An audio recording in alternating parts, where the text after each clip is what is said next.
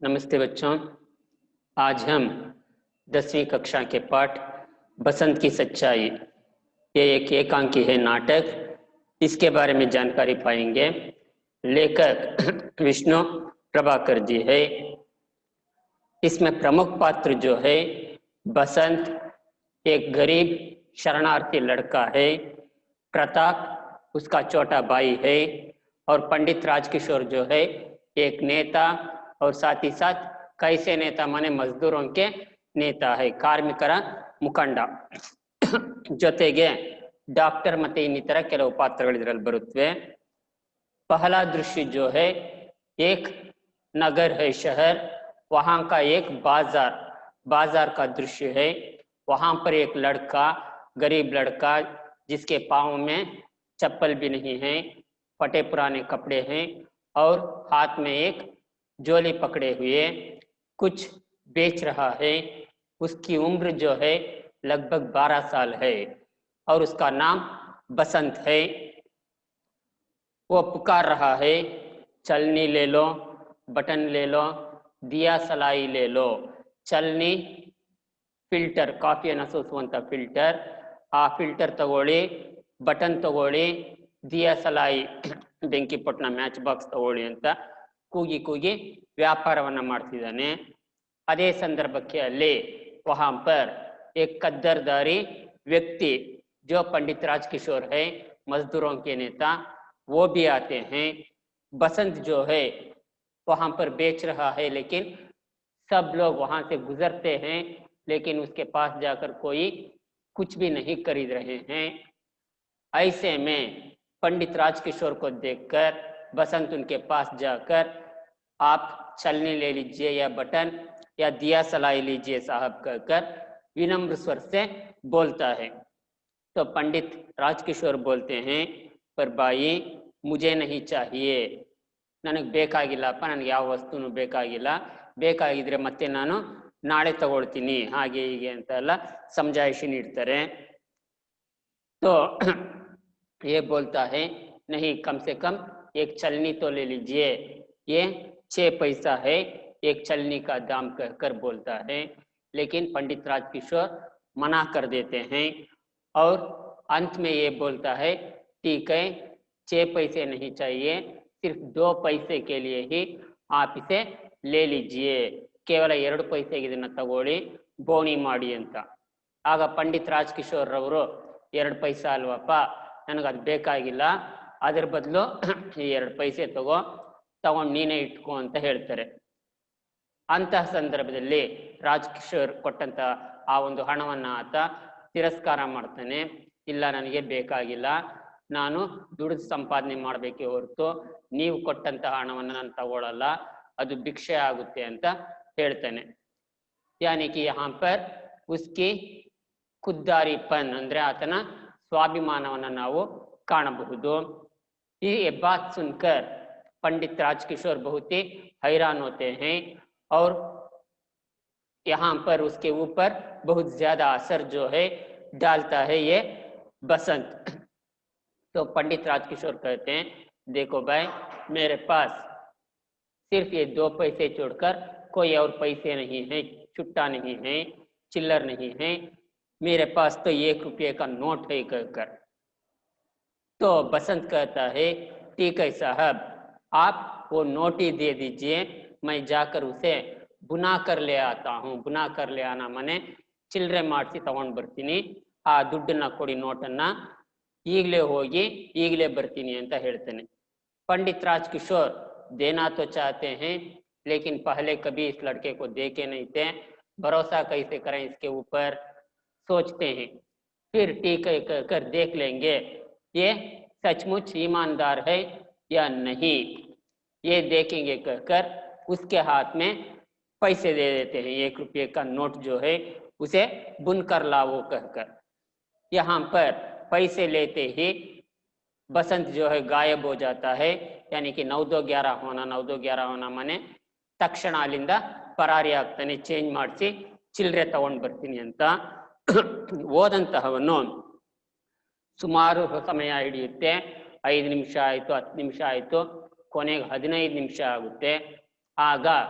पंडित राजकिशोर तम्मल तावे ಹೇಳ್ಕೊಡ್ತಾರೆ 15 मिनट हो गए अब तक नहीं आया कहाँ रह गया मुझे तो लगता है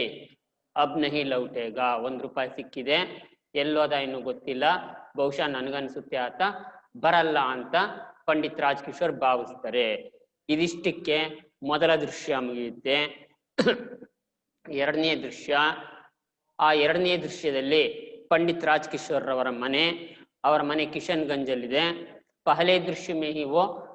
बताते हैं कि मेरा घर जो है किशनगंज में है कहकर तो यहाँ पर पंडित राजकिशोर का घर जो है वो दिखाई दे रहा है एक छोटा सा लड़का वहाँ पर आता है आकर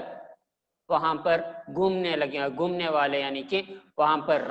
जो आते जाते रहते हैं उन लोगों से पता पूछता है ऐसे पंडित राजकिशोर कहाँ रहते हैं कहकर ಒಬ್ಬ ವ್ಯಕ್ತಿ ನನಗೆ ಗೊತ್ತಿಲ್ಲ ಅಂತ ಹೇಳ್ತಾನೆ ಮತ್ತೊಬ್ಬ ವ್ಯಕ್ತಿ ಕೇಳ್ತಾನೆ कौन राजकिशोर ಯಾವ राजकिशोर ಅಂತ जो लेक्चर देते हैं मजदूरों की बस्ती में जाते हैं वही राजकिशोर कहकर ये लड़का यानी कि प्रताप जो बसंत का छोटा भाई है वो कहता है तो वो व्यक्ति यानी कि वो आदमी कहता है इशारा करके वहां देखो एक घर के अंदर नीला पर्दा है खिड़की में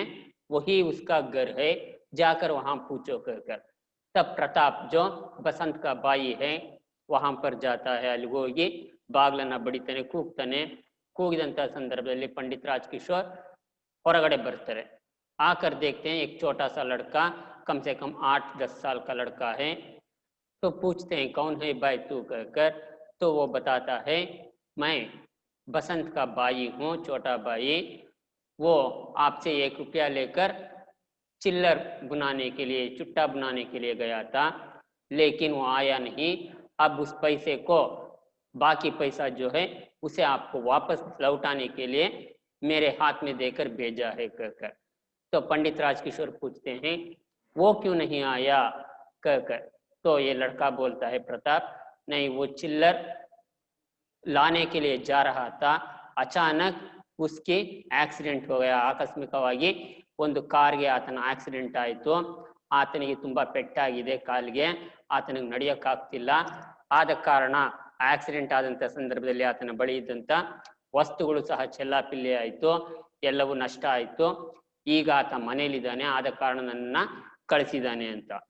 ये बात सुनकर पंडित राजकिशोर बहुत हैरान हो जाते हैं इस जमाने में भी ऐसे होनहार और बहुत ही नेक इंसान यानी कि किसी दूसरों के पैसे के ऊपर लालच नहीं करने वाले आदमी है ना स्वाभिमानी आदमी इसीलिए वो उस लड़के को देखने के लिए निकलते हैं और बसंत को देखने के लिए पूछते हैं प्रताप से तुम्हारा घर किधर है कहकर तो वो कहता है बीको अहीर के घर में हम लोग रह रहे हैं कहकर तो चलो मैं वहां जाकर उससे मिलूंगा कहकर ये बोलते हैं ಆಗ ಪ್ರತಾಪ್ಗೆ ನಂಬಕ್ಕಾಗಲ್ಲ ಆದ್ರೂ ಸರಿ ಬನ್ನಿ ಅಂತೇಳಿ ಹೊರಡ್ತಾನೆ ಹೊರಟಂತಹ ಸಂದರ್ಭದಲ್ಲಿ पंडित राजकिशोर रವರು ತಮ್ಮ ಕೆಲಸದವನನ್ನ ಕರೆದು ಹೇಳ್ತಾರೆ ಅಮರ್ ಸಿಂಗ್ ಅಂತೇಳಿ ಕರೆದು ಹೇಳ್ತಾರೆ ನೋಡಪ್ಪ ಅಮರ್ ಸಿಂಗ್ ನಾನು ಅಹಿರ್ ಟೀಲಾಗಿ ಹೋಗ್ತಿದ್ದೀನಿ ನೀನು ಅಲ್ಲಿ ಡಾಕ್ಟರ್ನ ಕರ್ಕೊಂಡು ಬಾ ಅಂತೇಳಿ ಅಲ್ಲಿಗೆ ಹೋಗ್ತಾರೆ ಅಷ್ಟಕ್ಕೆ ಎರಡನೇ ದೃಶ್ಯ ಮುಕ್ತಾಯವಾಗುತ್ತೆ ಇದಾದ ಮೇಲೆ ಕೊನೆಯ ದೃಶ್ಯ ಏನಿದೆ ಅಂದ್ರೆ वहां पर ईमानदार बालक जो है ಪ್ರಾಮಾಣಿಕ ಹುಡುಗನಾದಂತ ಬಸಂತನ ಬಳಿ पंडित राजकिशोर ಹೋಗ್ತಾರೆ ಆತ ನರಳ್ತಾ ಇರ್ತಾನೆ ಕೆಳಗಡೆ ಮಲಗಿರ್ತಾನೆ ಹುಲ್ಹಾಸಿನ ಮೇಲೆ घासों के ऊपर वो लेटा है और कराह रहा है कराहना मतलब ನರಳುವಂತದ್ದು ಆತನನ್ನ पंडित राजकिशोर ನೋಡ್ತಾರೆ ನೋಡಿದಂತ ಸಂದರ್ಭದಲ್ಲಿ बसंत भी पंडित राजकिशोर को देखता है देखकर हैरान हो जाता है बाबूजी आप क्यों आए कहकर तो ये बोलते हैं मैं तुम्हारी जो ईमानदारी है उससे प्रभावित होकर तुम्हारे पास आया हूँ कहकर बोलते हैं इतने में डॉक्टर साहब भी आते हैं तो डॉक्टर साहब उसकी हड्डी देखकर बोलते हैं एक पाँव तो ठीक है लेकिन दूसरे पाँव की जो हड्डी है वो टूटी हुई है इसे ऑपरेशन करना पड़ेगा अस्पताल में भर्ती करना पड़ेगा कहकर तो पंडित राजकिशोर कहते हैं हाँ ठीक है, इसे मैं ले आता हूँ, आप इसकी मरम्मत कीजिए, इसकी इलाज कीजिए कहकर ಆ ಸಂದರ್ಭದಲ್ಲಿ ಈತನಿಗೆ ಚಿಕಿತ್ಸೆ ನೀಡಿ ಅಂದಾಗ ಬಸಂತ್ ಹೇಳ್ತಾನೆ ಇಲ್ಲ ನನ್ನ ಬಳಿ ಅಷ್ಟು ಹಣ ಇಲ್ಲ, ನಾನು ತುಂಬಾ ಬಡವ ನಿರ್ಗತಿಕ ಅಂತ. ಆಗ पंडित राजकिशोर ಹೇಳ್ತಾರೆ उसके बारे में तुम फिक्र मत करो,